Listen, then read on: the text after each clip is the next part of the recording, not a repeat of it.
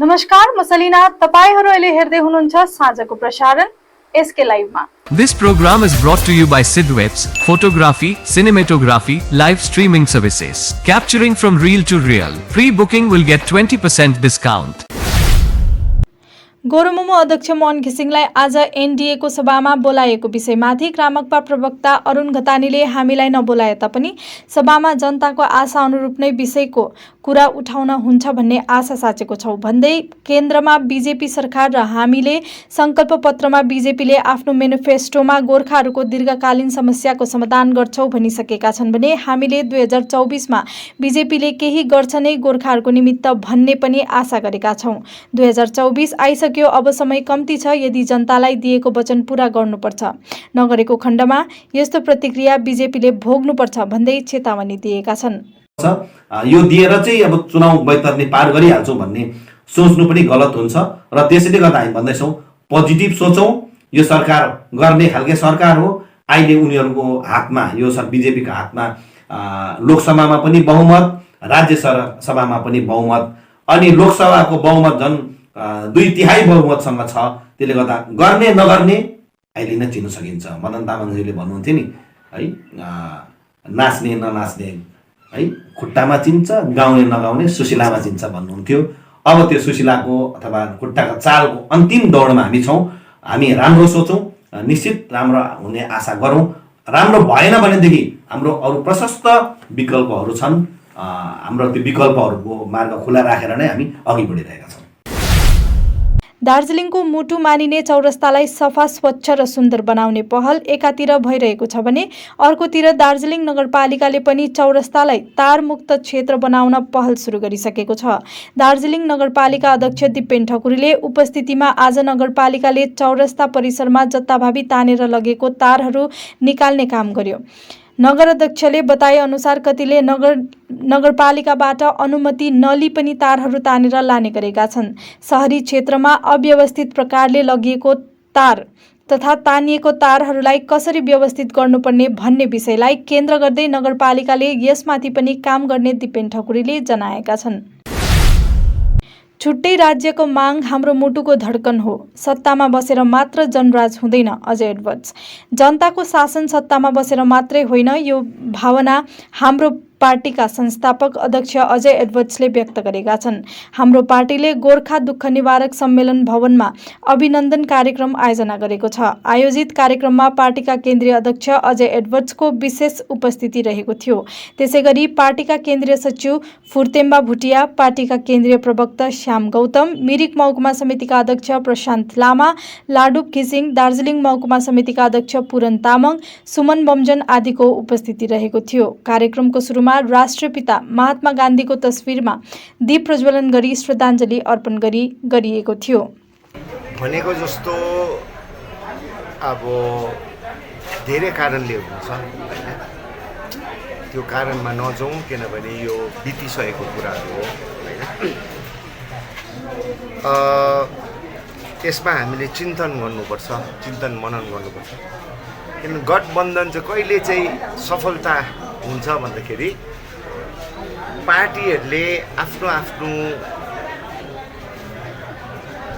इच्छा र आफ्नो आफ्नो इगो र आफ्नो आफ्नो चाहना, पार्टी बढाउने चाहना चाहिँ ब्यालेन्स गरे भने, अनि यो मैले अरू पार्टीलाई भनेको होइन, हाम्रै नेतृत्व गर्नलाई पनि भनेको हो। कतिवटा जग्गामा यति साह्रो राम्रो जित्ने तर 2-3 क्यान्डिडेटसँग पनि भयो गठबन्धनको।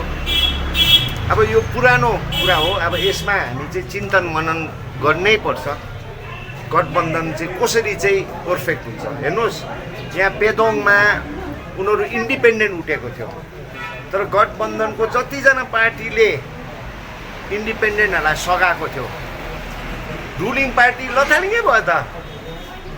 मिरिकमा मेलमिलापमा हाम्रो ब्रान्च प्रशान्त, लाडु, उहाँहरूको टिम मिलेर रुलिङ पार्टी लथालिङै भयो त। अरुण सिंहजी जो चाहिँ मिरिकको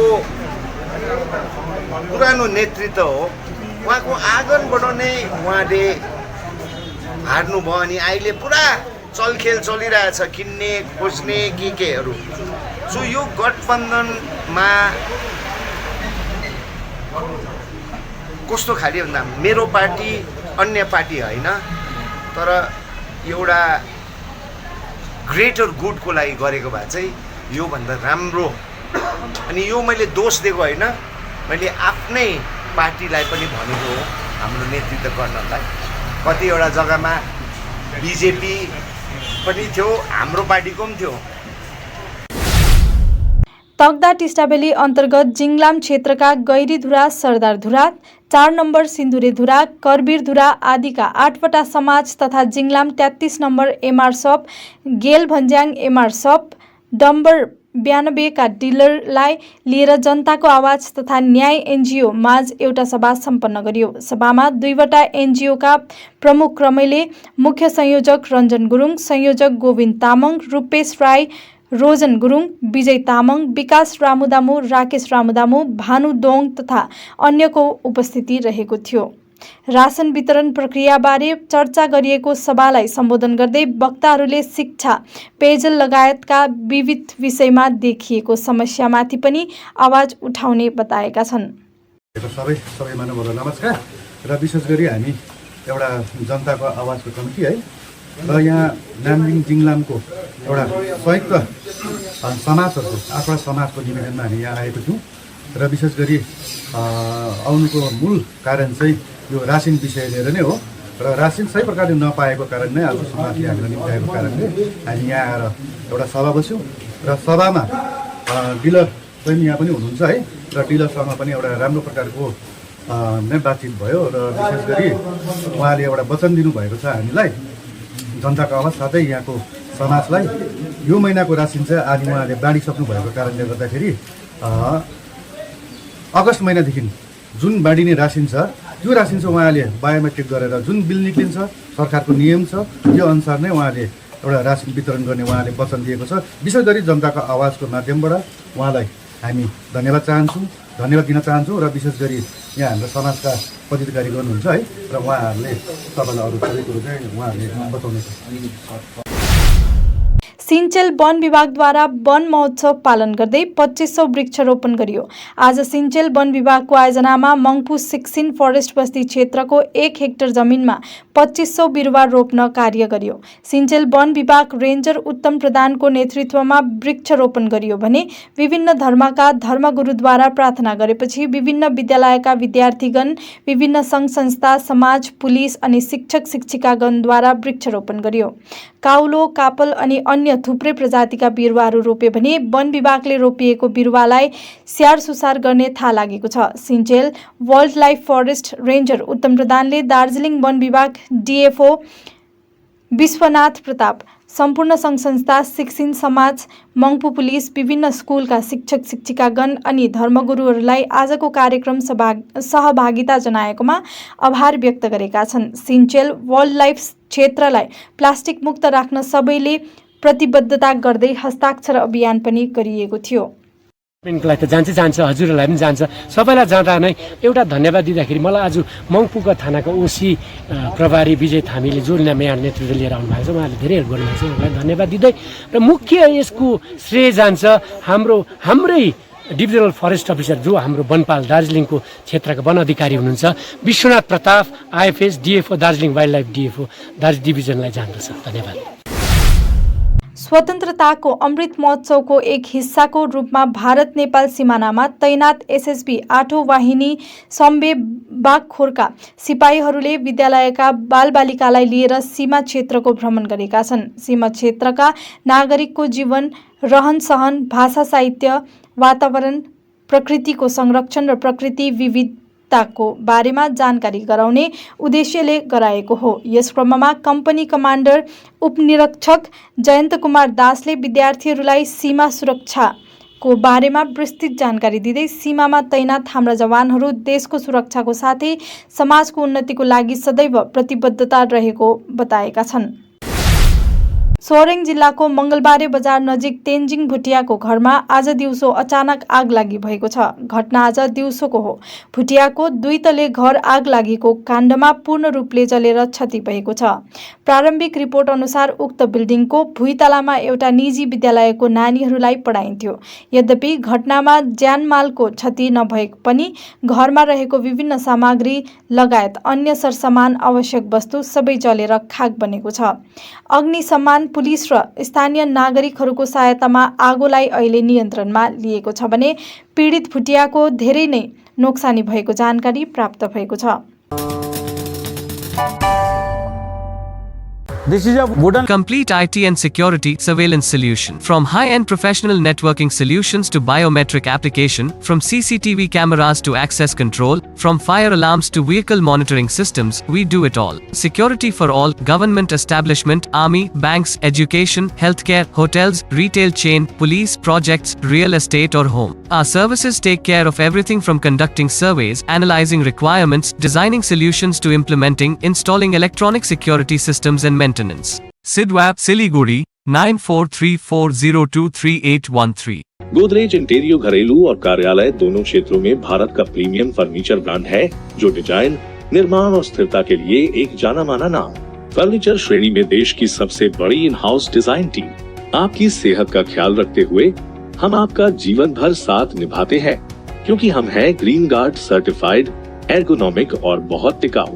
अनुभव करने के लिए स्टोर में पधारें। SN interiors, Godrej showroom, Planet Mall, Sevoke road, Siliguri. सम्झनुहोस्, जति नै मिठो पलको बिस्तारै भुल्दै जाँदछौँ हामी भने तपाईको सम्झनालाई आगामी पुस्तौंसम्म जोगाएर राख्नेछौँ।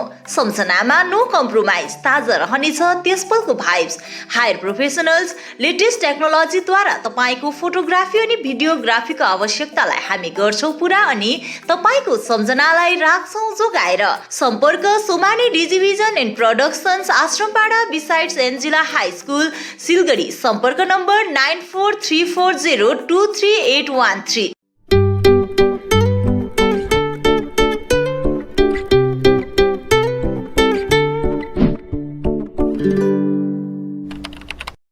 सावन जलको स्रोत, डियर लटरी पुरस्कारको स्रोत। डियर लटरीले बनाएका यी विजेताहरू जस्तै बन्न यसपालि तपाईँ पनि जाँच्नुहोस् आफ्नो भाग्य। नागाल्यान्ड स्टेट डियर सावन मन्थली लटरी। पहिलो पुरस्कार 2.5 करोड ग्यारेन्टीड। दोस्रो पुरस्कार 1 करोड। टिकट मात्र 500 रुपियाँ। ड्र 22 जुलाई। पहिलो पुरस्कार केवल बिक्री भएका टिकटबाट। के तपाईँ हुनुहुन्छ यसपालिको करोडपति? Security guard job vacancy. Passionate about protecting others? Looking for a secure environment to work in? We have the perfect opportunity for you. Requirements: minimum qualification, class 10 pass. Age: 21 to 39 years. Male height: 5 feet 7 inches. Female height: 5 feet 3 inches. Salary: 51,000 to 62,000 INR. Apply now and secure your future as a security guard. Don't miss out on this chance. Interview on the 21st of July 2023 Friday at Future Vision Consultancy near Iskan Mandir, Siliguri. Call 9800-866-855. Recliners, leather sofas, fabric sofas, wooden sofas, center tables, hydraulic beds, wardrobes, dressing tables, dining sets, crockery units, bar cabinets, office tables, office chairs, bookshelves, outdoor sets, home decors and wall collection from Royal Oak. Just a click away. International furniture, unbeatable price. Visit a Royal Oak store today. टीना का घर बनाने का total समाधान, बाजार भाव से हमारे यहाँ किफायती दाम। घर, दुकान, मकान, गोदाम बनाने के लिए टीना प्रोफाइल सीट, रंगीन टीना, पाइप आदि सामान की नई दुकान। टीना लगाने के लिए मिस्त्री भी उपलब्ध है। महावीर स्टील, 3rd माइल, वेगा मॉल के सामने, सिलीगुड़ी। Contact number 6297588103।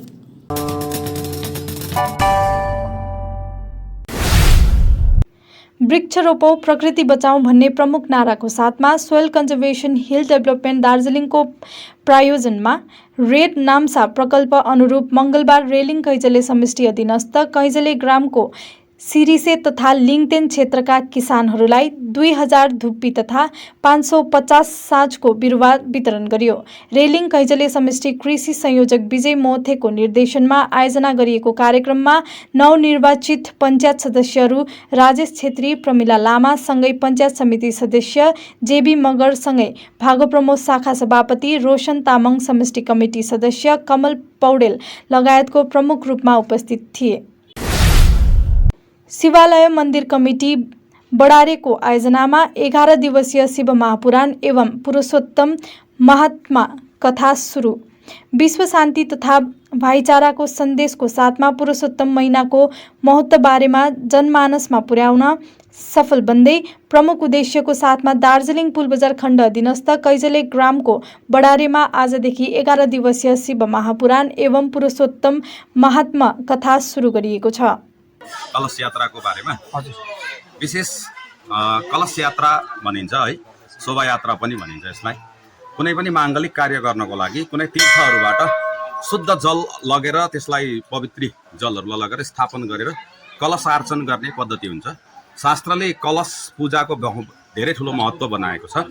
जुन कुरा चाहिँ कलशमा राखिएको जुन जल हुन्छ त्यो चाहिँ अमृत समान हुन्छ र त्यो जल चाहिँ पछि गएर हामीले घर परिवारलाई सेचन गर्नु, घरमा अभिषेचन गर्नु अनि शान्तिको प्रतीक मानिन्छ। त्यसैले गर्दा यो कलश यात्रालाई प्रमुखता दिइन्छ। कुनै पनि कलश अधिष्ठात्री देवताहरू हुन्छन्, त्यसमा धेरै देवताहरूको कलशमा पूजा गरिएको हुन्छ। सँगसँगै धेरै औषधीय गुणहरू हालिएको हुन्छ। कलशमा पञ्चरत्न, सर्वौषधि, सप्तमृत्तिका इत्यादि प्रयोग गरिएको हुन्छ। खरसाङ नगरपालिकाको वार्ड नम्बर 10 मा 2वटा स्थानमा पहिरो गएको छ। वार्ड नम्बर 10 को कान्ति जोडामा रहेको निर्मल लामा र मिकमा लामाको घरहरू पहिरोको चपेटमा परेको छ। यसरी नै खरसाङ नगरपालिकाको वार्ड नम्बर 2 को विभिन्न क्षेत्रहरूमा पहिरो गएको जानकारी प्राप्त भएको छ। खरसाङ नगरपालिकाको वार्ड नम्बर 2 र वार्ड नम्बर 10 मा गएको पहिरोको क्षेत्रीय सभासद श्याम शेर्पाले आज निरीक्षण गरेका छन्। 28 नम्बर खरसाङ देउराली समष्टिको सभासद श्याम शेर्पा र उनको टोलीले पहिरो स्थलगत निरीक्षण गरेका छन्। सभासद श्याम शेर्पासित खरसाङ देउराली समष्टिको नारी शक्तिको सभापति सुषमा मुखिया लगायत अन्यहरू उपस्थित रहेका थिए। नमस्कार, आज हामी 28 नम्बर समष्टि अन्तर्गत वार्ड नम्बर 10 मा यो पहिरो निरीक्षणमा छौँ है। र विशेष यो हाम्रो मिङमा लामा अनि निमा लामा यो नवीनको उहाँहरूको यो पहिरोले घर अलिकति खतरामै रहेछ है। र त्यसरी नै उता यो बुद्धग्राममा तपाईँको भगवान दासको घर पनि त्यो देख्नुहुँदैछ है, निकै पहिरो गएको छ। उहाँहरूको घर पनि खतरामै रहेछ। भारतीय गोर्खा प्रजातान्त्रिक मोर्चा गाडीधुरा खण्ड समिति अध्यक्ष सुभाष छेत्रीले गत पञ्चायत चुनावमा पार्टीको हारको नैतिक जिम्मेवारी लिँदै आफ्नो पदमा राजीनामा दिएका छन्। भारतीय गोर्खा प्रजातान्त्रिक मोर्चाको गाडीधुरा खण्ड समितिको सभापति सुभाष छेत्रीले एक भिडियो जारी गरी राजीनामा दिएको जानकारी गराएका छन्। उनले बताए अनुसार गत 8 जुलाईको दिन सम्पन्न पञ्चायत चुनावमा पहाडको सत्तामा रहेको दल भागोप्रमोले गाडीधुरा क्षेत्रमा रहेको 4वटा पञ्चायत सदस्यको सिटहरू र एउटा पञ्चायत समितिको सिटमध्ये कुनैमा पनि सिटमा जित हासिल गर्न सकेको थिएन। गाडीधुरामा रहेको 4वटा सिटमा 2वटा निर्दलीय र 2वटा भाजपा र गठबन्धन दलहरूले अनि पञ्चायत समितिको एउटा सिटमा भारतीय जनता पार्टीले जितेको कारणले नैतिक आधारमा भारतीय गोर्खा प्रजातान्त्रिक मोर्चाको खण्ड समितिको सभापतिको रूपमा सुभाष छेत्रीले राजीनामा दिएको घोषणा गरेका छन्। नमस्कार, म सुभाष छेत्री गाडीधुरा खण्ड समितिका सभापति। विगत पञ्चायत चुनावमा गाडीधुरा क्षेत्र साथै विशेष मेरो आफ्नै बुथ पनि यस चुनावमा पराजयको सामना गर्न परेको हुनाले मेरो आफ्नो नैतिक जिम्मेवारी लिँदै, मैले पार्टीको नैतिक जिम्मेवारी लिँदै, मेरो आफ्नो नैतिक जिम्मेवारी लिँदै म यस पोस्टबाट, यस जुन चाहिँ ओहदा छ सभापति ओहदा, यसबाट म राजीनामा दिँदै साथै अब उपरान्त म पार्टीको साधारण सदस्य भएर है श्रीमान अनित थापाज्यूलाई हमेसाको निम्ति साथ दिँदै भारतीय गोर्खा प्रजातान्त्रिक मोर्चाको सिपाही भएर खटिरहनेछु। फुटपाथमा दोकान राख्नेहरू विरुद्ध नगरपालिकाको कारबाही। कालेबुङ नगरपालिकाद्वारा बजारमा भएको गल्लीहरूमा राखिएको पसल हटाउने कार्य सुरु गरिएको छ। सबै गल्लीहरू खुल्ला राखिनुपर्ने र फुटपाथमा दोकान नराखिदिने विषय नगरपालिकाद्वारा अघिबाट नै सूचना सार्वजनिक गरिएको थियो भने सबै गल्ली खुल्ला राख्न अपील गर्दै माइकिङ पनि गरिएको थियो। यसरी बारबार अनुरोध गरिए वापत सूचनाको अनदेखा गर्ने र फुटपाथमा दोकान राख्ने दोकानेहरूलाई निरीक्षण टोलीद्वारा चलन पनि गरिएको थियो। जब साधारणको निमित्त आफूहरू काम गरिरहेको नगरपालिका हेड क्लर्क मिलन प्रधानले बताएका छन्। हवस् त दर्शकवृन्द, आजलाई यति नै। भोलि फेरि हामी साँझको प्रसारण लिएर उपस्थित हुने नै छौँ। तबसम्मलाई हेर्दै गर्नुहोला एसके लाइभ।